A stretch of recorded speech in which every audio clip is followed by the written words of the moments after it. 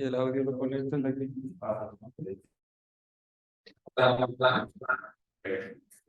Buenas tardes, me presento, mi nombre es Jorge Escobar Martínez. Yo soy médico pediatra con una en problemas de demencia, cognición y atención. El tema de hoy que vamos a ver es una repasadita de cómo es que el diagnóstico diferencial o el clínico básico de cualquier padecimiento asociado a la demencia.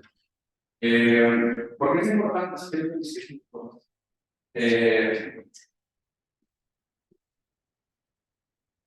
es un poquito de la noción, los términos financieros. No, nada, después de la ¿quién quiere decir que es una demencia? ¿Qué conocen ustedes de una demencia?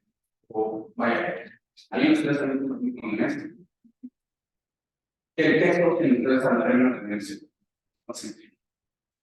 Es un deterioro de la función cognitiva que se presenta como a largo plazo y que la mayoría de los casos ya no es reversible. Okay, muy bien. Y otra cosa que afecta a las actividades básicas. Muy bien. Entonces tenemos un binomio que tiene que ser preservado para hacer bien, que es muy importante, es la alteración de todas las funciones o una de las funciones mentales superiores. Si quieres dar mi texto y activamos este micrófono. ¿Qué va a hacer con eso? Entonces, tenemos que tener básicamente dos situaciones. La alteración de las funciones mentales superiores, una subsecuente o consecuente alteración de las funciones de la vida diaria, de las funciones básicas de la vida diaria. ¿Por qué es tan importante eso? Porque esto no solamente quita años de vida de calidad, sino quita años de vida trabajados, quita años de vida en el paciente, quita funcionalidad en el paciente. Esta quita funcionalidad o años de vida o años de trabajo no solamente afectan a la persona, sino que afectan a las familias, afectan al entorno, afectan a la economía de la persona y sí tienen una secuela médica que nosotros de la sociedad. También es muy importante porque cuando ustedes están tratando, por ejemplo, son estudiantes de mayoría, cuando ustedes están tratando con un paciente con problemas de la memoria, tenemos que ver que no solamente es la memoria, nosotros vemos primero es la memoria. Todos nos hablan de enfermedad Alzheimer y decimos una persona que tiene problemas de memoria o imposibilidad para recordar una información. Pero no es así, también se afectan las otras funciones mentales superiores. Tienen que saber cuáles son las funciones mentales superiores. ¿Cuáles se imaginan que son las funciones mentales superiores? La memoria del trabajo, eso va a ser la memoria. Es una subdirección o para ver qué más, memoria de estudio, qué más. ¿Cuáles son las funciones que tú tendrías bien para poder decir que vives con una entidad parte del cuerpo? Cálculo, ¿qué más? ¿Qué más? Lectura, ¿qué otra más? Lenguaje. Lenguaje viene dentro de la parte de la escritura, pero se puede determinar también como parte del papel. ¿Qué otra más? Juicio. ¿Qué otra más? Funciones ejecutivas, atención, orientación espacial, orientación en tiempo, espacio, persona, situación. O sea, a mí ustedes saben que una persona que tiene alguna sospecha de tener alguna demencia, piensen que las facultades de juicio, de poder determinar una historia de manera clara y adecuada con ustedes, también va a estar alterada. ¿Sí? Y eso te va a poner también, yo le digo que es un poquito más personal caso, porque no es lo mismo que una persona te diga el caso, a tú llegar a investigarlo y empezar a sacar la caminita del caso, y empezar a hacer la clínica, en base a lo que estás viendo, sintiendo y escuchando a las demás personas. Por eso es muy importante no nada más escuchar a los niños, sino también escuchar a los cuidadores, bueno, también están alrededor de eso. Porque ellos se pueden decir con toda seguridad que se sienten muy bien, llegan a explorar 70, 80, horas,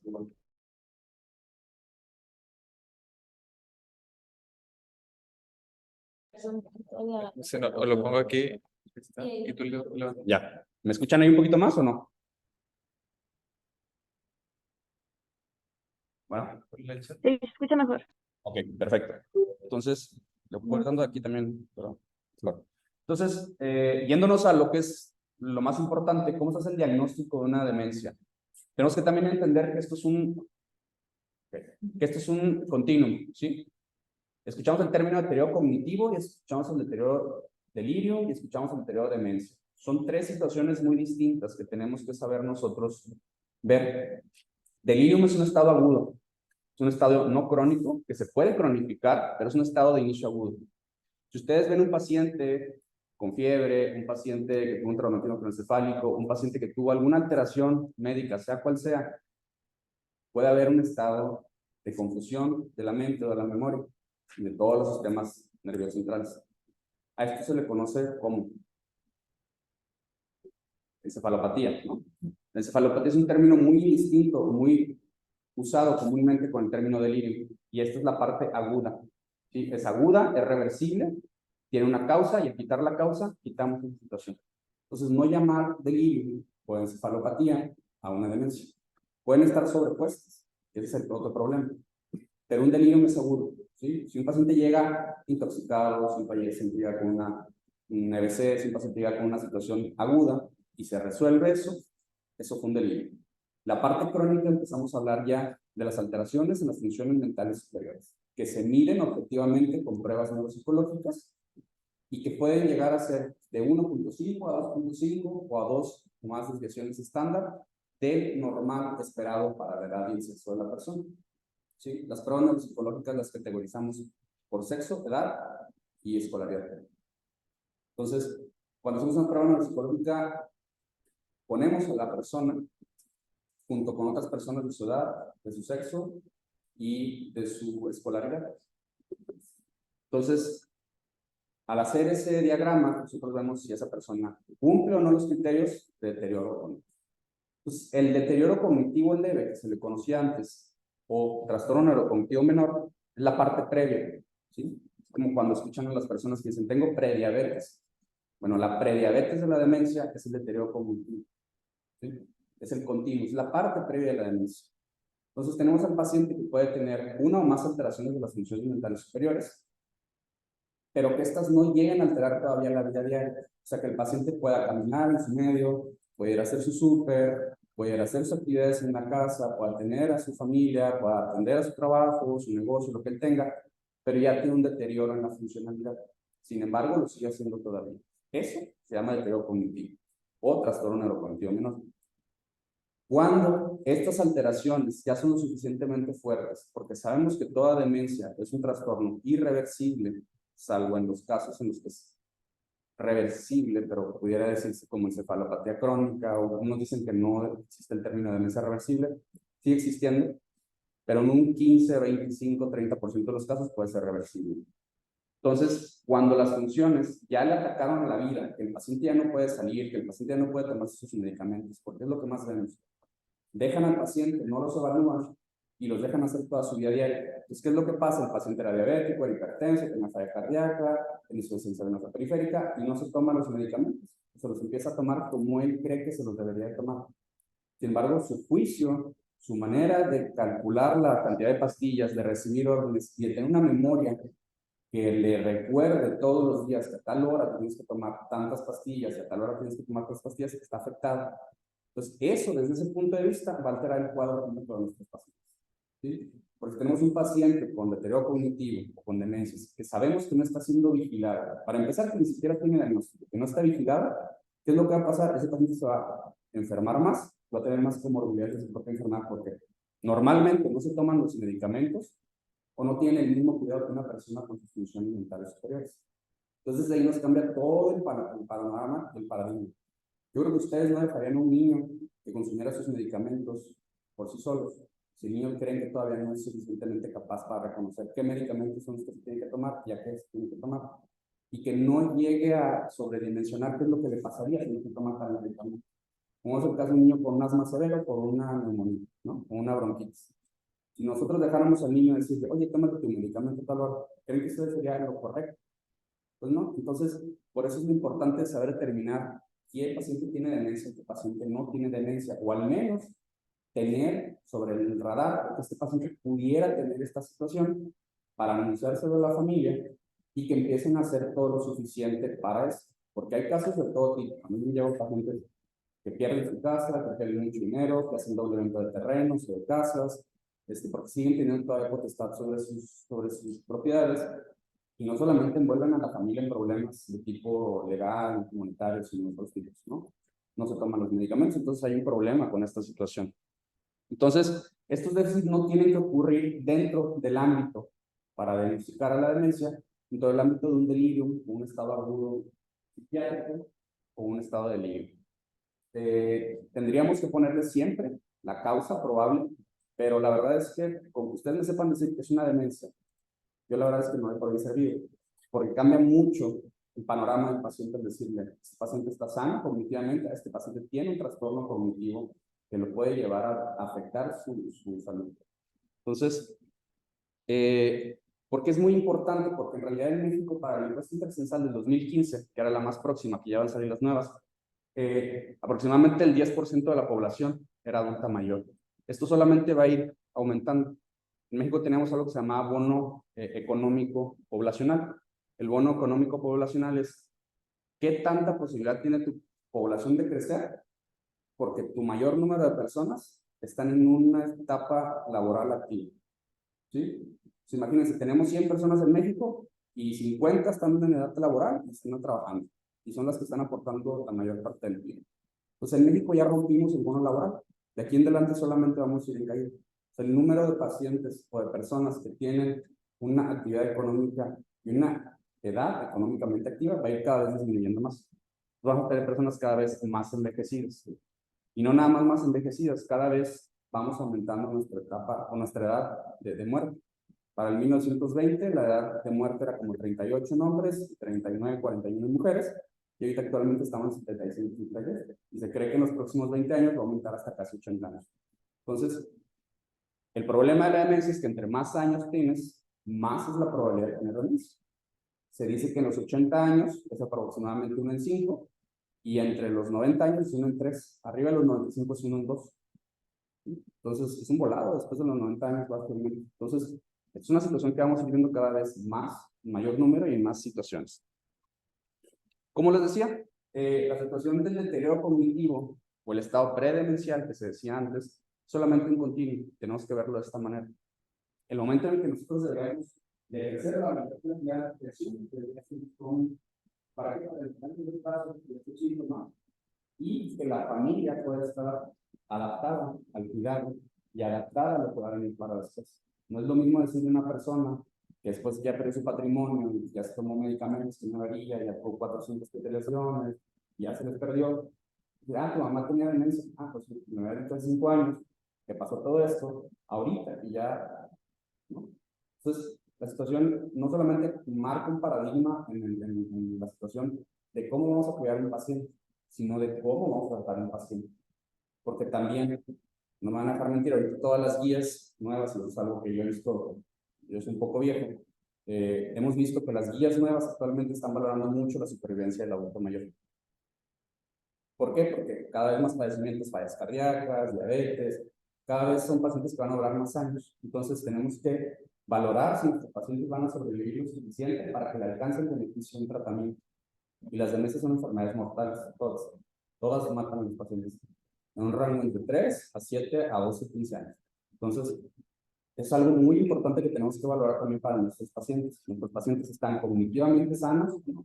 Actualmente también ya en onco, en cardio, en muchos padecimientos, sobre todo en onco, que son los que han siempre estado como muy adelante de eso, se decidieron a valorar eso. ¿Por qué? Porque ¿por qué le van a dar una quimioterapia que le va a reducir 5 años de vida a un paciente si solamente le cáncer?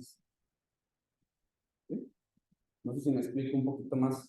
No es que no tenga la capacidad de servicio de su salud, pero si va a vivir 7 años o va a vivir 3 años con su cáncer y le damos una quimioterapia que se lo va a reducir 3, 4, 5 años, ese paciente ya no va a vivir los 7 años que esperaba, o 3 con el cáncer, sino que va a vivir 1 y muy mal, o 2 y muy mal. Entonces, por eso es muy importante que también pues, tengamos la capacidad de discernir al menos si este paciente tiene o no demencia. Por eso es uno de los síndromes que más se deben enseñar en la pediatría, porque en realidad se impacta mucho, mucho a todo lo que vamos a hacer con el adulto mayor a partir del diagnóstico. ¿Cuál es el objetivo de la evaluación? El objetivo de la evaluación, como dijimos, primero debería ser saber si existe un síndrome demencial o no existe un síndrome demencial. Segundo, saber qué áreas son las que están afectadas cognitivamente. ¿Sí? Si uno va a rehabilitación, ¿a poco le dan rehabilitación de todo el cuerpo completo? Pues no, primero evalúan la zona que está alterada y luego vemos la rehabilitación cognitiva. Es lo mismo en la rehabilitación cognitiva con los pacientes con demencia. Se tiene que evaluar cuáles son las alteraciones que tenemos en el paciente para así también nosotros poderle decir a la familia, oye, a tu familiar está pagando el juicio.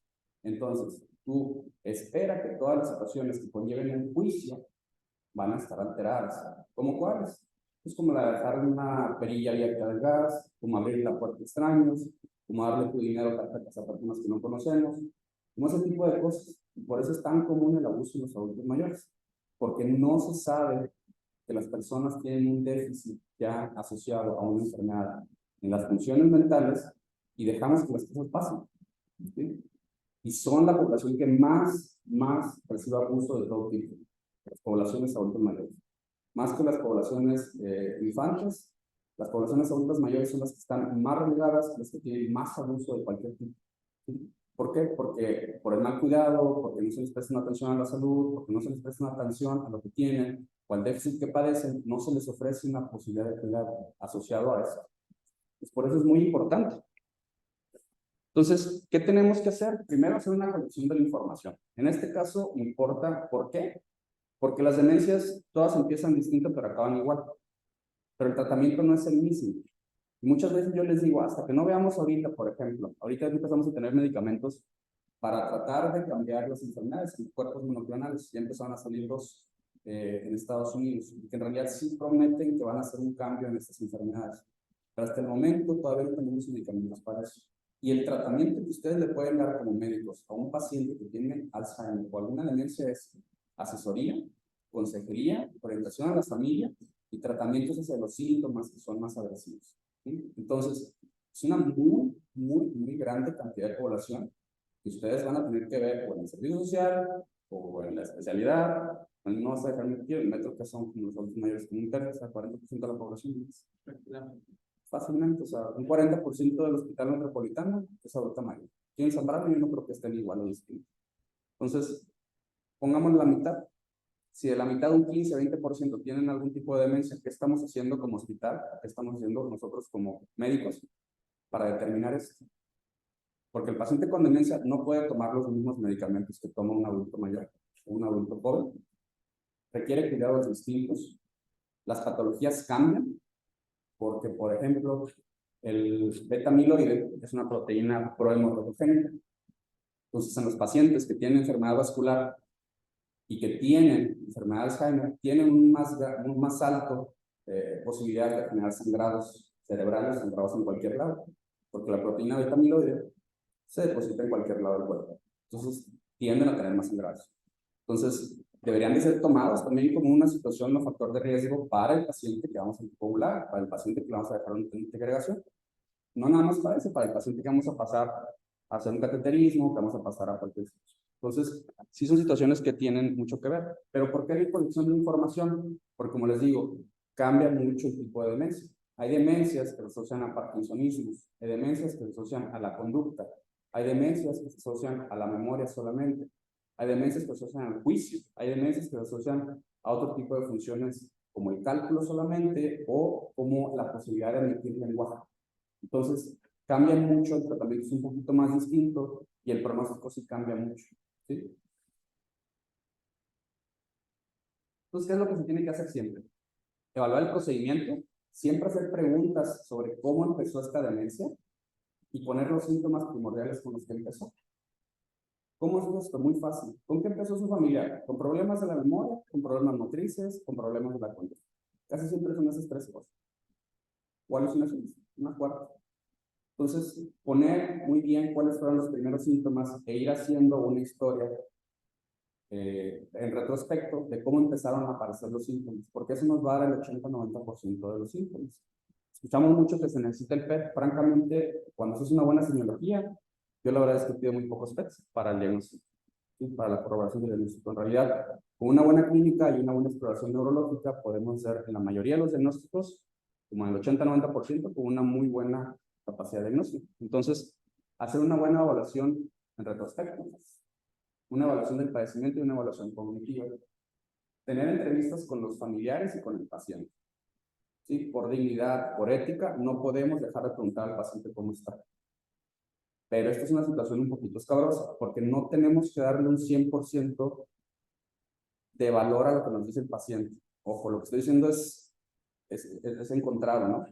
Tenemos que creerle, tenemos que hablar con el paciente y tenemos que investigar qué es lo que nos dice el paciente, pero también tenemos que contrastar esa historia, porque existen también situaciones de la conducta como alteraciones de alucinaciones o ideas delirantes en las que el paciente puede generar o decir ideas de que le están haciendo daño.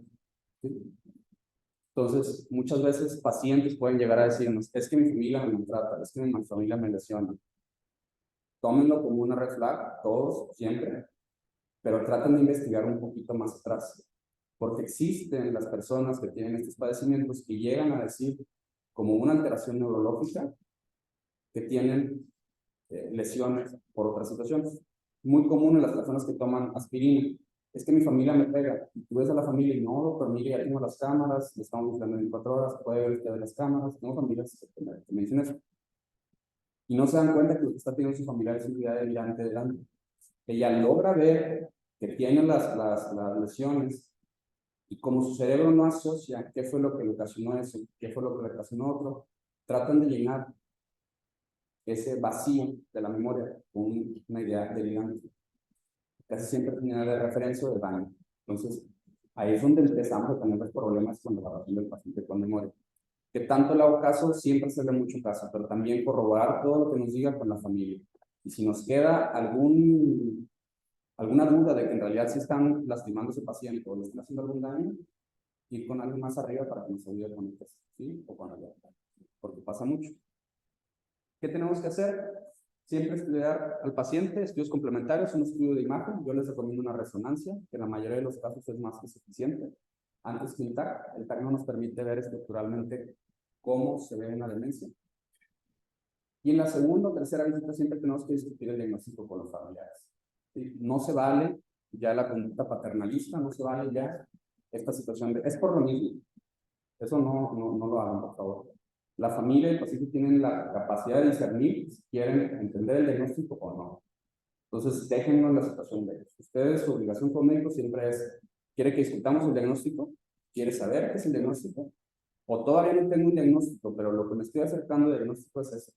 ¿Quieren que lo sepan todos? Sí. O si la familia les dice, es que yo no quiero que mi familiar tenga el diagnóstico, pues esa no es su decisión, es decisión del paciente. Pero si quiere, podemos hacer también una cita con ustedes primero y los explicar. ¿Por qué? Porque el paciente tiene que saber determinar qué es lo que va a hacer a futuro. Si ustedes les dijeran que tienen 3 años de vida, 2 años de vida, ¿no les gustaría saberlo al menos? Para poder dejar sus cosas en paz o en línea o lo que tengan que hacer, hacerlo antes de fallecer. Pues pasa mucho esto, es un duelo anticipado, porque saben que van a perder las facultades, saben que van a perder la posibilidad de verse por sí mismos y van a tener que depender de alguien más. Entonces, es bien necesario hacer planes desde el principio.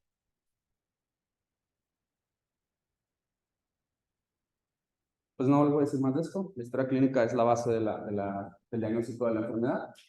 En la entrevista, siempre tenemos que ser muy observadores. Yo les digo que el psiquiatra es como el médico más abusado de todos, el que más debería de saber de clínica. Y es el que más debería saber de historia clínica. En realidad es el que más, cuando un psiquiatra es bueno, es el que mejor historias clínicas hace. Porque en realidad la necesidad de una buena historia clínica está por qué tanta información queremos nosotros saber y qué tanta información nosotros queremos aprovechar a nuestro favor. Somos vampiros del chisme, les digo a mis compañeros, a mis alumnos, ¿no? Tenemos que estar sacando chisme, cómo empezó, cuándo empezó, qué fue el primer síntomas, cuál fue el otro. Y esa misma información que nosotros saquemos va a hacer que ustedes sean buenos o malos médicos. ¿Sí? Entonces, es mucha parte de eso. Son clínicos, el saber sacar información, estructurar tu información, acomodar tu información y darle una cabida a esa información dentro de un paso de padecimiento, es lo que los va a hacer, a lo mejor no sea el mejor médico, pero sí el médico con el que más se apegue ese paciente. Esto importa mucho porque si ustedes no le sacan información al paciente, se ve con el otro médico, con el otro médico. Entonces, al final de cuentas también es una decisión para su práctica clínica. Tenemos que determinar la naturaleza del inicio, si fue agudo, crónico, subcrónico, o fue agudo o crónico y agudizado, dependiendo cómo lo vayamos viendo. Los síntomas más tempranos, el curso evolutivo, cómo ha sido, si ha sido una parábola, si ha sido oscilante, si ha sido una caída perpetua. y los síntomas actuales, tanto afectivos como psicológicos, psicóticos, neurológicos motrices y asociados a otras conductas aberrantes. Las enfermedades previas. Esto es muy importante. En el colinérgico, es muy común, dependiendo de las poblaciones en las que veamos, que haya personas que tengan alto uso de antipsicóticos o sedantes o hipnóticos o anticolinérgicos por enfermedades gastrointestinales, por problemas de ansiedad, y son medicamentos que están muy asociados a la génesis de la demencia. La persona que toma benzodiazepinas por tiempos prolongados puede llegar a tener hasta 5 o 7 veces más la probabilidad de tener alguna enfermedad asociada a la demencia. Entonces, consumo crónico de benzodiazepinas es un factor muy predisponente. El uso de anticolinérgicos también, como 2 a 3 veces, te dobla la posibilidad de tener algún tipo de demencia. Antecedentes familiares, aunque en la mayoría de los casos no son enfermedades asociadas a la genética, sí es muy importante determinar si hay casos previos a. Factores de riesgo muy importantes. Traumatismos craneoencefálicos importan mucho. Jugadores de americano son de los que más tienen factores de riesgo. Personas que han tenido múltiples accidentes con traumatismos craneoencefálicos tienden a sufrir más tasas de demencia que otras personas. Personas que tuvieron trabajos en los que había golpes de repetición, por ejemplo, personas que trabajan en la construcción, estuvieron también asociados a automartillos o a golpeteos, aunque sean sencillos, también están asociados a tener este tipo de problemas. Personas con uso de sustancias, con exposición a químicos o algunos tipos de solventes, también. Siempre va a ser muy importante hacer una exploración neurológica adecuada. ¿Por qué? Porque eso nos puede determinar qué enfermedad es Alzheimer y qué no. Y les digo Alzheimer porque es Alzheimer el 60% de las ocasiones. Entonces, si quieren apostar algo, es Alzheimer casi siempre. Si no, es vascular y si no, es mixto. Eso es como el 70%, 80% de los casos. Pero los pacientes también tienen problemas neurológicos. Y el otro 30% de los casos tienen otro tipo de problemas, desde parkinsonismos atípicos, como atrofia de múltiples sistemas, parálisis crónica progresiva, degeneración cognitivo-basal, enfermedades de cuerpos de Levy, hasta demencias frontotemporales, atrofias de múltiples sistemas, o enfermedades de polineuropatías, enfermedades de nervio músculo muy importantes, como esclerosis múltiple, Huntington, que también te pueden dar un poquito de características. Por eso es bien importante. Los síntomas estaban asociados a la memoria, los síntomas estaban asociados a la conducta, los síntomas estaban asociados a alucinaciones o los síntomas estaban asociados a alteraciones motrices. Serían las 4 preguntas con las que yo inicio casi todas mis entrevistas. Esto no es algo que venga en los libros, pero es como yo las uso, porque de ahí nos vamos a estadificar casi todas las enfermedades. Siempre va a haber patrones. ¿Por qué va a haber patrones? Porque sabemos dónde empiezan las enfermedades y sabemos hacia dónde corren. Sabemos que la enfermedad de Alzheimer empieza en el lóbulo temporal, alrededor del área del hipocampo, la área perihipocampal, corre hacia la parte posterior y también empieza en una segunda parte en las áreas parietales. Entonces sabemos dónde empieza, sabemos cómo va iniciando y cómo va migrando. Al saber esto, el doctor Brack, que fue el que hace los diagnósticos de Parkinson, que es un patólogo excelente, él determinó cómo va avanzando la enfermedad. Entonces sabemos cómo va a ir agarrando partes del cerebro y cómo esas partes del cerebro van a ir generando alteraciones cognitivas. Entonces, sí generan patrones las enfermedades. Por ejemplo, el patrón de la enfermedad de Alzheimer es una alteración en la capacidad de adquirir nueva información, que se ven como alteraciones en la memoria a corto plazo, que se asocia a alteraciones en la orientación en tiempo y espacio. ¿Por qué? Porque esas son las 2 principales áreas en donde se afecta. Alteraciones visoespaciales en el parietal y alteraciones mnésicas o de la memoria en el lóbulo temporal. ¿Qué se tiene que valorar? Como dijimos, la atención, la memoria, el lenguaje, las funciones de ejecución o funciones ejecutivas, como es el juicio, la planeación y el razonamiento, y las habilidades sensoespaciales. Aquí hay un problema porque también existe algo que se llama envejecimiento cognitivo, ¿sí? Así como esperan que la piel de todos envejezca y la piel de todos envejezca, pues también va a crecer el cerebro de todos y va a tener cambios. ¿sí? En un principio los cambios son en mejoría y en un segundo plano pues son al descenso. Entonces, hay cosas que sí salen un poquito de la parte de envejecimiento normal, pero hay otras cosas que no. ¿Cómo vamos a valorar estas situaciones? La atención es una de las maneras, de las formas que tenemos que valorar desde el inicio y de manera más importante. ¿Por qué les digo yo esto? Porque si alguien, por ejemplo, está quedando dormido aquí, o no estudió bien, o trae sueño, o guardia, su atención está dispersa, el primer canal por el que debería llegar la información no va a estar efectivo. ¿Sí? Yo siempre les pongo esto, ¿no? Imagínense que acá, en vez de poner mi clase, están poniendo videos y no están poniendo atención a mí. Su atención está acá, no está aquí. Entonces, muchos problemas de la memoria que llegan de la consulta de memoria de meses son fallos en la atención por otros problemas.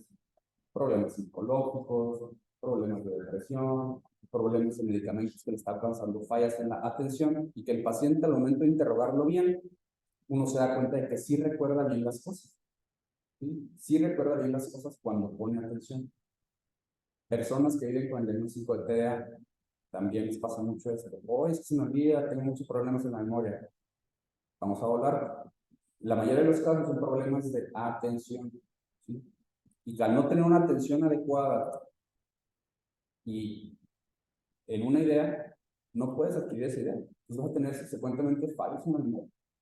¿Cómo se evalúa? En la prueba de... ¿Quién sabe qué es esta prueba? ¿Quién sabe cómo se llama esta prueba? Hay dos que se usan mucho, el Mini-Mental y el MOCA. ¿Sí? El estado mental menor, o el Mini-Mental y o el MOCA. Los dos fueron estudios que se hicieron para estudiar al paciente tanto dentro como afuera del hospital. Entonces, esto les va a servir mucho para sus historias clínicas también, porque si un paciente está inatento, un paciente no te va a contestar bien, no va a saberte responder de manera adecuada. No es lo mismo que una persona está atenta y te conteste sus datos como deben de ser, a una persona que esté inatenta y que esté contestando tonterías porque no supone que le preguntes. Entonces, la parte del MOCA y esta parte de la atención normalmente son tareas dirigidas y de memoria de trabajo. La memoria de trabajo es la memoria de aprende esto ya, ¿no? O sea, que te digo, oye, ¿cuál es su número, perdón? Mauricio, aprende este número, tal. Te lo vas a aprender durante una muy pequeña tiempo, ¿no? Muy pequeño span de tiempo. Entonces, ahí va a ir tanto la memoria de trabajo como la atención. Entonces, valorar esto es muy importante porque la atención se pierde con muchas cosas. Persona que llega muy enferma al hospital, se le altera la atención, sí o sí. Y valorar también la memoria. ¿Cómo vamos a valorar la memoria? ¿Recuerdo simple o recuerdo ayudado? Recuerdo a corto plazo, recuerdo a largo plazo, y algo que llamamos pues, memoria prospectiva. La memoria prospectiva es la más difícil de evaluar. ¿Por qué? ¿Cómo evaluamos la memoria prospectiva? Todos saben que a lo mejor tienen el examen de, no sé, cardio de aquí a 3 semanas. Es su memoria prospectiva. Que tienen que acordarse de que aquí a 3 semanas es examen de cardiología. Es su memoria prospectiva. Y estamos evaluando dos cosas. La capacidad de tener una información y de llevar esa información durante los siguientes días para usarla en el específico tiempo. La memoria de corto plazo podemos dividirla como memoria per se de corto plazo, la memoria de trabajo. La de trabajo son para cosas que no van a pasar en el hipocampo, que solamente se van a usar durante un periodo muy corto de tiempo y se van a ir. Y la memoria de corto plazo es lo que acabas de aprender un día o 2 antes. Entonces, tenemos el recuerdo de nombres de palabras. Hay una prueba que se llama la prueba de las 5 palabras. Decimos 5 palabras, hacemos una segunda prueba donde estaremos el paciente y después de la segunda prueba volvemos a preguntarle cuáles son las palabras que le dije hace ratito. Las 5 palabras. ¿Sí? Y se tiene que tener una intervención en medio para confundir un poquito la atención en la memoria. Y ahí vemos ¿cómo lo vamos a ver? Oiga, mi mamá siempre la pasa repitiendo lo mismo. Oiga, lo mando al resto y siempre me trae la cosa que no le pedí, o lo mando a la tienda y nunca me cerró la pizza. Oiga, es que ya le enseñé como 10 veces cómo usar el celular y no aprende a saber celular. Es que ya le dijimos cómo se llama su nieto, ¿no? Ya lo vio como 5 veces y no se aprende su nombre. Todos esos son los rasgos de las alteraciones que vemos en las demencias. Y tenemos que valorarlo como cambios también asociados a la edad. Pero si yo se los diría, ya déjenselo a las personas que están más asociadas a eso, a las neuropsicólogas. Como lo dijimos, tenemos varios tipos de memoria. Tenemos muchos tipos de memoria y eso va a depender de quién la designe o quién la describa. O sea, hay como 5 o 6 escuelas y va a depender mucho. Tenemos la memoria semántica, que es la memoria de los campos semánticos. Todo el conocimiento que ustedes tienen asociado, que ustedes han generado desde niños, está acumulado en campos semánticos. Quieran o no, ¿sí? De una manera en la que ustedes decidieron de una perspectiva o no perspectiva. Todo su conocimiento está asociado en campos semánticos. ¿Por qué? Porque si yo les pregunto, díganme animales, si saben decir cada quien utiliza animales de cualquier tipo. Díganme ropa o colores, o díganme comidas. Todo será un campo semántico. Se arborizan campos semánticos para que se organice mejor la información y esté de una forma más accesible para el cerebro. Entonces, la memoria semántica es la memoria de las palabras. Entonces, ¿cómo lo vamos a ver? Podemos decirle al paciente que me repita una lista de palabras, lo hagamos que la repita, lo ponemos, como dijimos, a que realice la tarea y le decimos cuáles son las palabras que logró recordar. Y esto nos puede dar también una curva de aprendizaje. Si nosotros estamos haciendo durante varias sesiones esto, el paciente puede tener una curva de aprendizaje. Y eso me va a hablar que el paciente está adquiriendo información. Ese paciente seguramente no tiene Alzheimer. Tiene una queja de memoria, pero no tiene Alzheimer. Tiene otra cosa, pero no tiene Alzheimer. Y el paciente que no logra recordar nada, pues sí, seguramente tiene un problema de esto. La memoria de los episodios o la memoria episódica, todos podemos decir, bueno, oye, si alguno de ustedes aquí está casado o casada, no sé, pues logra decir qué fue lo que pasó en su boda, qué fue lo que pasó en su cumpleaños pasado, qué fue lo que pasó el día que entraban a la escuela de instituto. Esto nos referimos con memoria episódica, memoria de un episodio, memoria en la que nosotros podemos decirle qué pasó tal día, tal fecha, les ponemos una segunda tarea que va de inclusión y le podemos volver a pedir al paciente que repita cómo fue este evento. Entonces tenemos, como dijimos, memorias semánticas, auditivas, verbales a corto plazo, memorias de trabajo, en las cuales, como dijimos, la semántica, pues son algo de ¿qué es esto? No te creas. ¿Qué es esto? ¿Qué es esto? No sé, pero parece una memoria de trabajo. Entonces sabemos cómo meter todo en un campo semántico y lo que no podemos meter en el campo semántico logramos distinguirlo. O lo podemos decir, bueno, ya lo vi antes, sirve para esto, pero no sé qué es. Eso nos va a dar también muchos tips de que el paciente tiene o no un problema de memoria o no. Por eso es bien importante ser buen clínico para hacer ese tipo de valoraciones, porque importa mucho estar al tiro de lo que el paciente te va diciendo.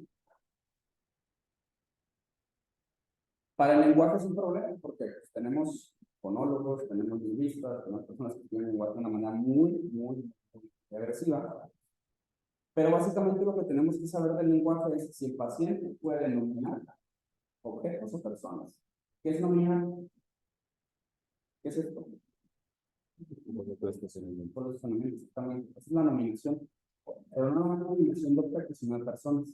Porque las personas en etapas muy avanzadas de las demencias ya no logran visualizar formas, objetos, caras y personas. ¿Sí? Por eso muchas veces también las personas, cuando están en una etapa muy avanzada de la demencia, ya no reconocen a sus familiares, porque ni siquiera nos queda constado que vean inclusive caras. Y pónganse también a pensar en eso, cada que toquen un adulto mayor que está quitado.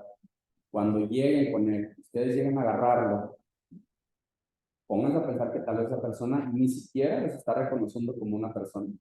Puede ser. Porque tal vez ya no reconoce su cara como esto y no llega a reconocer lo que le están haciendo como una ayuda. Por eso muchas veces a las personas cuando están agitadas, ¿qué es lo que hacen? Llegan y les agarran y les dicen, no, es el contrario, compadre. Buenas tardes, buenas tardes. Y te vas explicando qué es lo que estás haciendo. Porque no sabes qué está entendiendo la persona. ¿Sí? No sabes qué es lo que está entendiendo y ese es su cerebro funcionando así ya.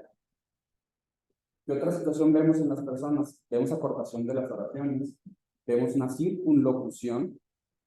Hola, doña Lisa, ¿cómo se cayó? Pues es que fíjese que iba a la tienda y pues tengo 3 perritos. El perrito mayor se llama Lili. Y el otro se llama el Canito. No, el Canito es bien gacho, ¿no? Se agarra para allá y ahí va. Oiga, pero ¿cómo le pasó esto? Ah, sí. Y nunca llegan. O sea, hacen un circunloquio de su discurso y nunca llegan a una meta. Entonces, eso también es otra cosa que podemos ver en la relación de ustedes. El error es parafrásico. El error parafrásico es, en vez de decirle taza, yo digo casa, pasa, raza, masa. ¿Sí? Pásame la espeto. No, espeto, perdón. Serán errores parafrásicos, o semánticos o morfonémicos, dependiendo cómo lo estudiamos. Errores en la pronunciación, son errores ya más dados por el sistema fonatorio. Sustituciones de palabras, que en vez de decirles esteto, les digan casa. Saben algo que nada que ver, pero como no entienden el concepto ya, le ponen otra palabra. Y la comprensión. Por eso es bien importante también cuando estemos con una persona que tengan, y ustedes crean que tiene una demencia, la comprensión está muy acortada. Usen frases cortas, un lenguaje más lacónico y más dirigido a metas. ¿Sale? Porque no les van a entender nada. Entonces, dentro del lenguaje, como dijimos, tenemos que valorar la comprensión, tanto de una palabra como la repetición de las mismas. Esta es una frase que usamos también en algunos estudios que hacemos nosotros, como el FAP o algunos otros estudios. Cuando los perros entran en la sala, ¿no? Entonces, es para darle a entender a la persona una frase, que el paciente la repita, la interiorice, le dé un sentido y la regrese. Eso avienta un montón de sistemas en reverberación, y si no funcionan los sistemas, tenemos un problema de la memoria mayor. Tanto así como decir una frase que sea complicada, que tenga poco sentido, pero que al final de cuentas el paciente la pueda repetir y te pueda explicar de qué es. Eso mismo es una prueba de alteración en las funciones ejecutivas.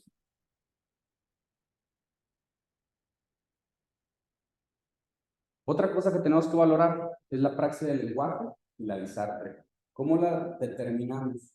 ¿Qué es la disartre? Dis, alterado, ¿no? Archia, articulación. La alteración en la articulación o la fonación de las palabras. Y la dispraxia o la praxis del lenguaje es el paciente sí te puede nominar algo, sí te puede decir cómo es, pero ya no se acuerda cómo habla. Lo vemos mucho en el paciente con Parkinson o en el paciente con EBCs. El paciente con EBC te va a llegar con una disartre, perdón, no una praxia del lenguaje. El paciente con una demencia te va a llegar con una praxia del lenguaje que se puede ver como una disartre también. Se debe evaluar también la posibilidad de que el paciente lea y escriba. ¿Por qué? Imagínense que ustedes les ponen a firmar un papel sin entender nada. También por eso es importante valorar esto en el adulto mayor. Bueno, no me voy a tardar un poquito más. ¿Sí? Entonces, ¿cómo valoramos la expresión del discurso? Primero, al momento de hablar con nosotros. Ustedes ven que el paciente está hablando mal, que tiene alteraciones en el lenguaje, en la repetición o en la nominación de palabras o de frases, desde ahí estamos mal. Y lo que les toca a ustedes es definir qué es lo que está haciendo mal el paciente. Cuando hagan una nota, pónganlo así, que se escuche mal. El paciente no me sabe decir cómo se llama una taza. El paciente, en vez de decirme taza, me dijo pesa. El paciente, en vez de decirme mi persona, me dijo caballo. Ese tipo de cosas se tienen que valorar dentro de la consulta, tienen que poner también como los tonos exagerados, no limitados. No sé si les ha pasado también que llega el paciente, llega gritando. Eso puede ser por problemas de la audición, porque el paciente ya no logre modular su voz.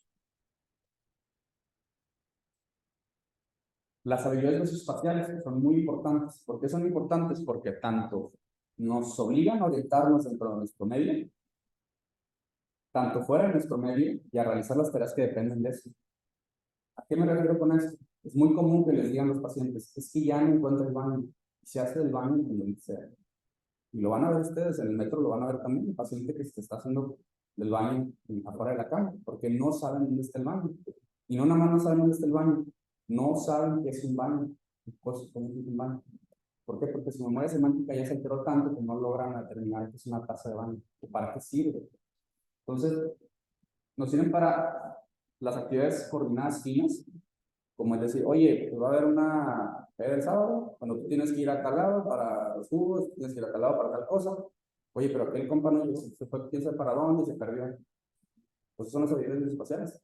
el saber orientarte, el saber lo que tienes que hacer tú, el saber qué es lo que tienes que hacer, a dónde tienes que ir, cómo tienes que lograr llegar a tal lado.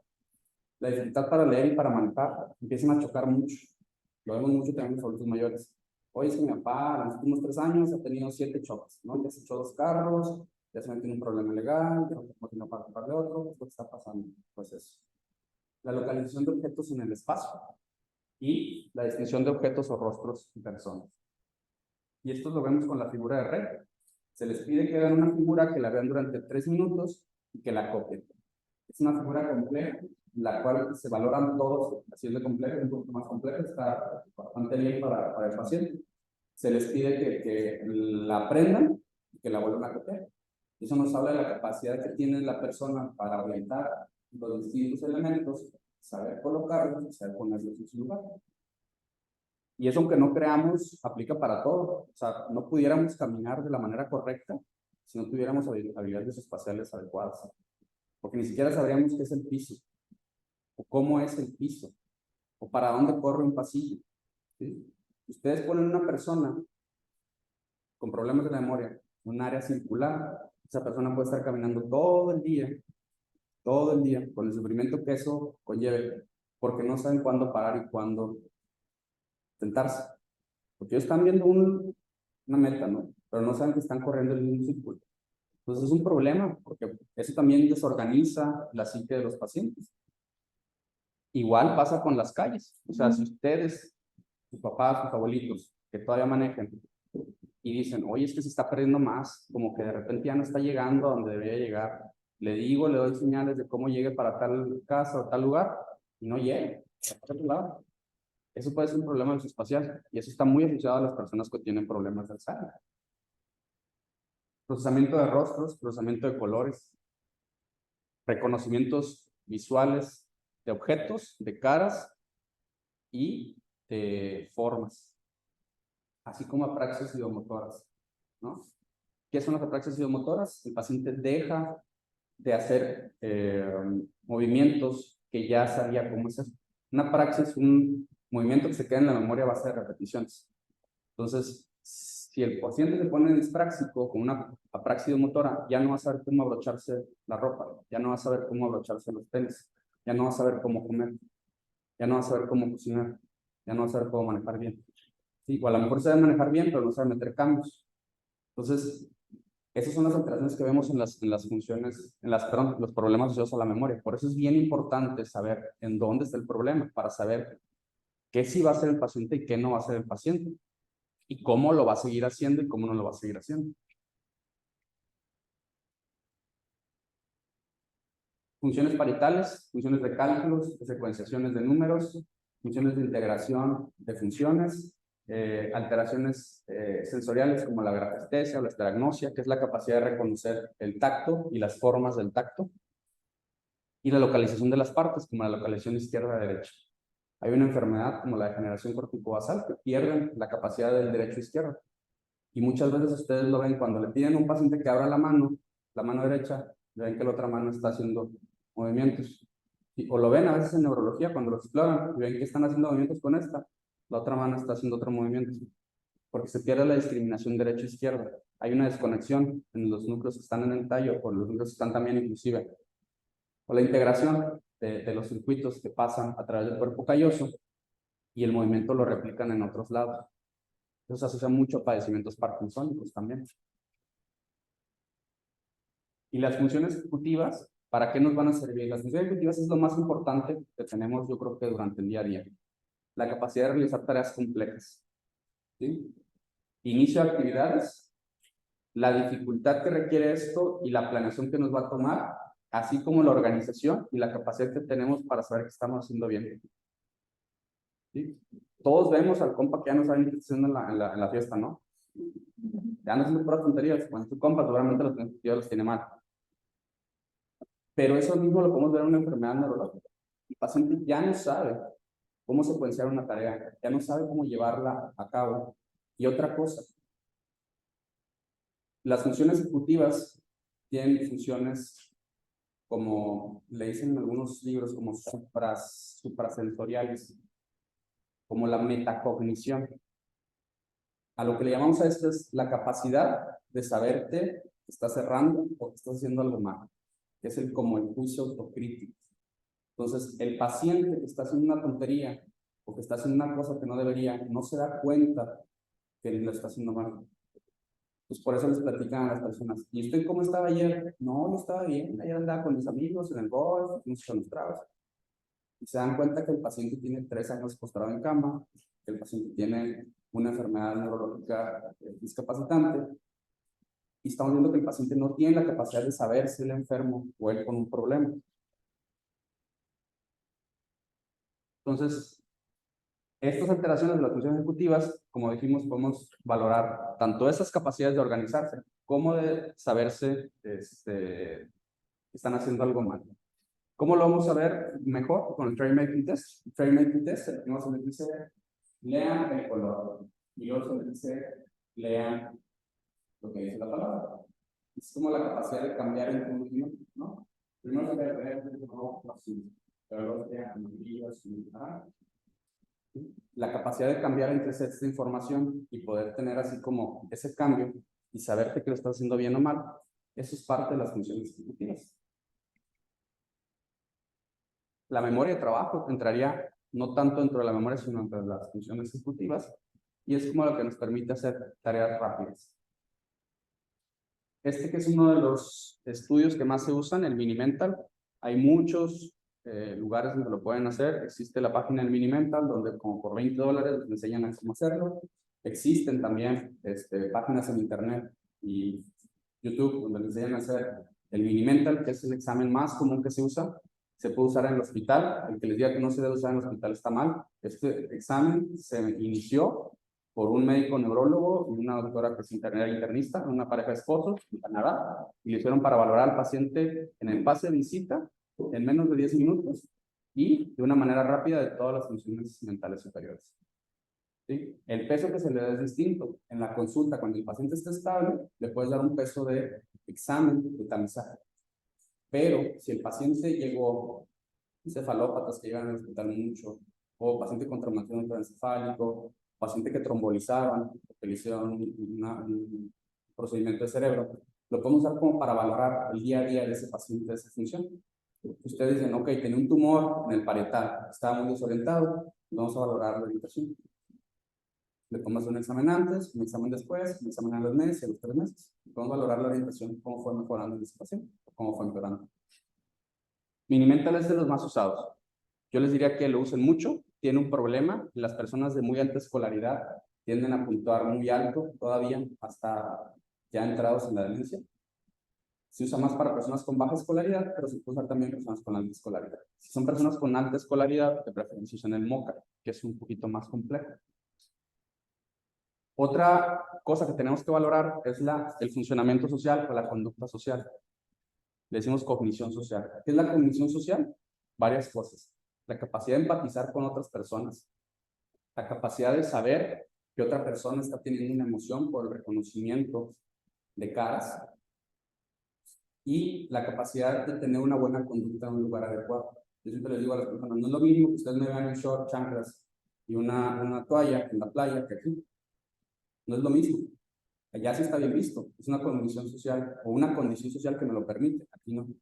Entonces, es eso. Y también la capacidad de empatizar con otros y la capacidad de saber que otra persona está sufriendo, está teniendo una emoción.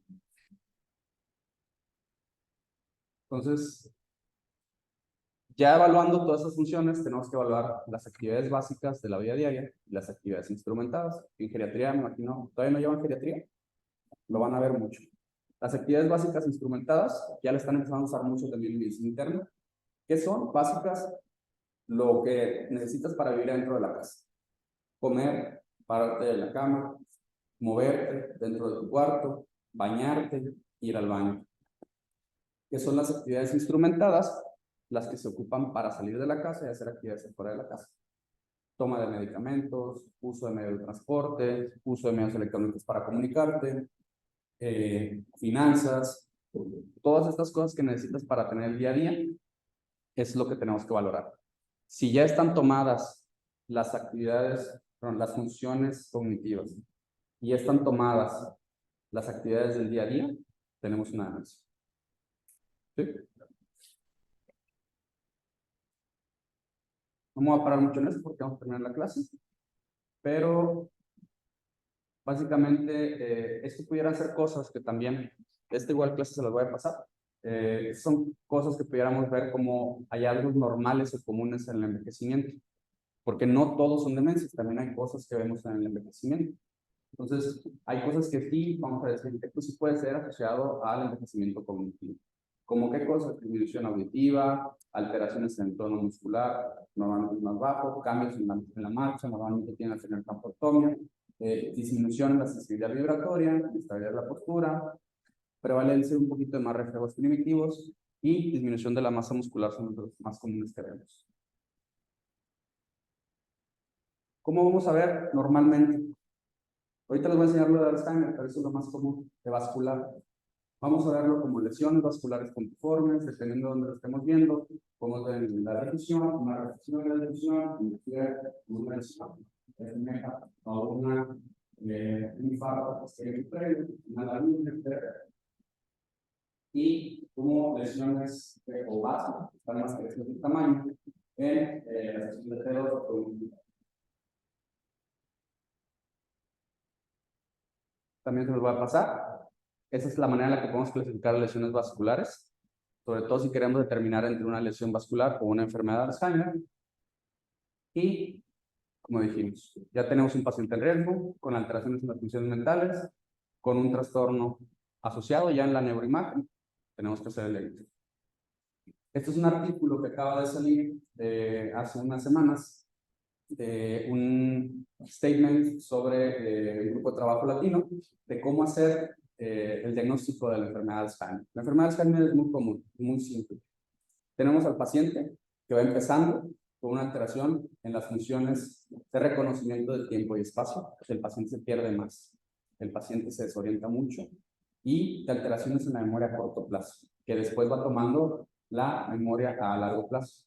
Encontrar pero cognitivo. Neuropsicólogos que recomiendan para hablar. Si quieren, ahorita les paso el teléfono de 2 neuropsicólogos, pero aquí hay 2 grupos. Uno trabaja con la doctora Karina Quintanilla. La doctora Karina Quintanilla tiene un grupo que se llama Mayori. Yo son de los que les mando un poquito más de pacientes. Y hay otra neuropsicóloga también aquí que se llama Cristina García. Sí hay poquitos, no hay muchos, pero el problema es que también hay muchos de escuelas como Patito. Entonces, pues hay como que una dificultad. Pero si quieren, ahorita les paso el teléfono. Entonces, ¿qué es lo que tenemos que hacer? Como dijimos, valorar, hacer la historia clínica, valorar qué funciones son las que están alteradas, hacer un checklist de todas las funciones, porque si ustedes no van a hacer el diagnóstico, al menos sí van a saber qué decirle al familiar del paciente. ¿Sí? No puede hacer esto bien, no puede hacer esto bien, no puede hacer esto bien y no puede hacer esto bien. ¿Y cómo voy a cuidar a mi paciente? Bueno, pues basado en toda la lista que ya tuvimos de qué es lo que puede hacer o no bien el paciente y que esto es crónico y que esto no es agudo, no es por una infección de orina, no es por una neumonía, no es porque trae la glicemia en 700, no es por otra cosa. Esto es una demencia. Entonces, de aquí en adelante los cuidados van a ser así, así, así y así. ¿Y cómo van a ser? La forma más fácil que les digo yo es, imaginen que ustedes pierden esa capacidad. Imagínense que ustedes pierden la capacidad de reconocer a su papá, a su mamá, a su familia.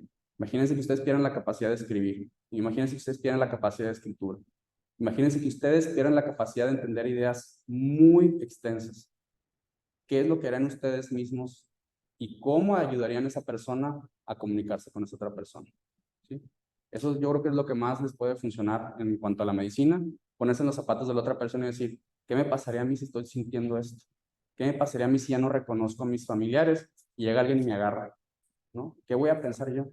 Entonces, ¿cómo voy a actuar yo con esa persona? Entonces, por eso es súper importante valorar esto, porque esto es algo que nunca les quieren enseñar en las escuelas, nunca, nunca, nunca, nunca, nunca.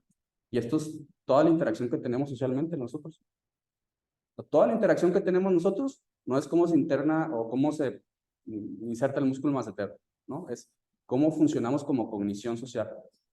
Cómo hacemos nuestra vida del día a día basados en reglas, basados en las capacidades que tenemos y una tarea que estamos haciendo. Entonces, valorar esto es súper importante porque nos va a dar pautas tanto de tratamiento y de diagnóstico. Y pues, eso es como lo vemos, las diferentes alteraciones. Pues la etapa preclínica normalmente es asintomática, puede haber genes y mutaciones, ya estamos llegando a ese punto. Hay un estudio, el estudio de LADNI. El estudio de LADNI se encargó en Washington en el 2000 por bueno, un grupo de trabajo. Ellos vieron que la forma más pura de enfermedad de Alzheimer es la enfermedad genética. El paciente que tiene las formas de gen de la enfermedad de Alzheimer, sí o sí va a tener 100% de la enfermedad. Y empezaron a estudiar a las personas que tenían la enfermedad genética. Se encontraron muchas familias, aquí en México tenemos 2 grupos de familias, en los Altos de Jalisco y en Guerrero. En Colombia tienen el grupo más alto también de pacientes. En Quito, el Valle de Quindío, y en el otro valle de... no por cómo se llama el otro, pero bueno, determinadas familias que vienen de origen europeo. Se fueron a estudiar a todas las familias y se fueron a todos los que tenían positivo el gen, les empezaron a hacer PETs, resonancias y funciones lumbares. Y se vieron que hasta 15 o 20 años antes del inicio de la enfermedad empieza el depósito del beta-amiloide o de la desfosforilación de la proteína tau. Entonces, por eso no funcionaban los medicamentos antes, porque empezaron a usar vacunas contra el beta-amiloide, contra el tau, pero lo ponían cuando ya estaba el cerebro hasta el chongo del beta-amiloide tau. Ya no sirve. Lo que no queremos es que se vaya depositando, y los nuevos medicamentos van a ir hacia allá, hacia determinar qué persona para poder ayudar al tratamiento, para evitar que el beta-amiloide se deposite y avance en la emisión de dependiendo del tipo de enfermedad, lo que vamos a ir viendo. En el Alzheimer, vamos a ir viendo progresión. Yo les digo, paciente con Alzheimer empieza con muchos problemas de memoria, algunos problemas del ánimo, y van cambiando. De ser un problema de memoria a muchos, va a ir bajando, porque la memoria ya no va a ser un problema. Pero lo que va a ir subiendo van a ser los síntomas neuropsiquiátricos. Esa es la otra cara de la enfermedad. Depresión, delirios, alucinaciones, irritabilidad, agitación, agresión, vagabundeo, alteraciones del sueño, alteraciones de la conducta sexual. Todos esos vienen asociados en un 90% de los pacientes con problemas de la mente. Entonces, la evaluación debería de ser valorar al paciente con los síntomas cognitivos que tiene, valorar si está afectando el día a día, valorar los síntomas neuropsiquiátricos que tiene el paciente, hacer una exploración neurológica intensa, pedir una resonancia o un TAC, si no se puede, y generar un diagnóstico. Y a partir de ahí, dar el tratamiento. Como les digo, al momento el tratamiento todavía no está siendo curativo, detiene las fases, detiene la progresión, pero no detiene la enfermedad. El aducanumab o los otros medicamentos nuevos se cree que sí ya van a empezar a hacer eso. Entonces vamos a empezar a tener una revolución en las demencias, como se vivió hace tiempo en el cáncer, o ya también en el cáncer. Ya empezamos a ser monoclonales y empezamos a cambiar el curso de la enfermedad. Entonces lo que creíamos que era muerte, ya va a ser pues una vida con menos funcionalidad. O con una funcionalidad completa, dependiendo de qué tan buen clínico seas y qué también agarres a los pacientes. Ahorita no lo dudo. ¿Seguros? ¿No con cara igual? A ver. Hace un libro de las actividades que mencionaba de puede llegar o la mostrar que sus familias los están tratando algo así para dar una explicación también, y quería preguntar si también se ve afectadas a los pacientes, o sea, si los al rellenar esta idea también empiezan a retirar algo de Sí. No nada más por las conductas, muy buena pregunta, no nada más por las conductas que tienen sobre los pacientes, porque es muy común que inclusive entre los residentes, madre, hijita, doña tal, o sea, para empezar tienes que llamarle por su nombre, ¿no? No podemos infantilizar a un adulto mayor ni hacer menos a un niño. O sea, eso ya está como, creo que nuestra generación ya quedó muy claro, ¿no? Eso ya no lo vemos. Entonces, hablar a la persona con respeto. Entonces, muchas veces la gente no sabe expresarse con ellos y no entienden lo que les expresa. Entonces, es muy válido que una persona diga, ellos me maltratan, cuando no saben comunicarse con ellos. ¿Sí? Y pasa muy seguido que me están repitiendo mucho la misma frase, ya me dijiste eso. Híjole, ¿no? El paciente no se acuerda que ya se lo dijeron. Imagínate que tú me llegas a preguntar a esto, yo te digo, pues te la pasaste dormida toda la clase, pues vete, ¿no? O sea, sería exactamente lo mismo. El paciente no se acuerda que ya lo preguntó, lo siguió preguntando. Entonces hay que valorar, primero que nada, cómo interactúa la familia con el paciente. Eso sería lo primero, ¿no? ¿Cómo se llevan con ellos? Segundo, sí, irte a ver si hay huellas de violencia, porque sí las hay. O sea, lo vemos mucho. En el metro llegan también muchos pacientes. Aquí me imagino que también deben llegar pacientes con abuso. Pero se da sobre todo ese contexto, ¿sí? Dar el contexto de cómo está la familia participando con la persona, porque no todo puede ser ideas delirantes y no todo puede ser abuso, ¿sí? Si la persona no se sabe comunicar con esa persona y tiene conductas agresivas con él, sí es abuso, ¿sí? Porque tú no llegas a hablar en términos médicos con cualquier persona y te pones a los golpes cuando la persona no te entiende. Exactamente lo mismo. Entonces, tienes que saber determinar muy bien eso. Eso es más que nada de feeling, de tratar pacientes. No hay una manera específica como te pueda decir yo, pero lo que sí es que la comunicación afectiva y efectiva te va a dar mucho la razón de cómo vas. Si tú le vas preguntando a la familia, y es que, ¿qué es lo que dice que le hace mal? ¿O por qué dice que le agrega? Ah, pues es que nos decimos maldiciones. Bueno, pero ya le decía maldiciones antes. No, pero desde que está enferma sí me dice maldiciones, entonces yo se las contesto. Que eso puede ser un síntoma de agresividad o de desinhibición verbal y la persona está siendo reactiva solamente y pasa porque las proteínas que producen, todas las que producen demencias, todas aumentan el riesgo de tener depresión y al ser menos integrado tu sistema nervioso en cuanto a tus funciones y tu cognición social, tiende a ser más reactivo. Entonces son personas que se sientan menos a pensar lo que van a hacer, tienden a explotar más. Por eso también la manera en que los decimos cómo se comunica a la familia va a influir mucho en el tratamiento. No es lo mismo decir, oye, cállate, que no sé qué decir. Oye, ¿qué te parece que te bañes, no? Llevas y lo abras. Aunque se lo tengas que decir 20 veces, el paciente, hay una situación con las emociones que tienen como una parte, al estar al lado de la amígdala, tiene interconexiones muy fuertes. Hay muchos estudios. Hay un doctor que se llama Ilanur Ramachandran, que otro, si quieres te lo mando, un artículo que se llama From Sensation to Cognition. Te habla de cómo las emociones tienen como una memoria y cómo hay una memoria tipo anímica y cómo ciertas memorias entran por el pelo del ánimo en el que entró. Si todo fue fiesta y felicidad, esa emoción se va a quedar aquí. Si todo fue violencia, agresividad, se va a quedar mucho más marcada. Y si fue una emoción neutra, te va a valer gorro. Por eso importa mucho cómo le hables. Y sí, se deprimen más, pero no nada más se deprimen por la enfermedad, sino por cómo les hablan y cómo interactúan con ellos. ¿Nada? ¿Alguna otra? Ya, me extendí un poquito. Pero bueno, como quiera les paso, bueno, ya la tienes, si se las puedes mandar, por favor. Muchísimas gracias.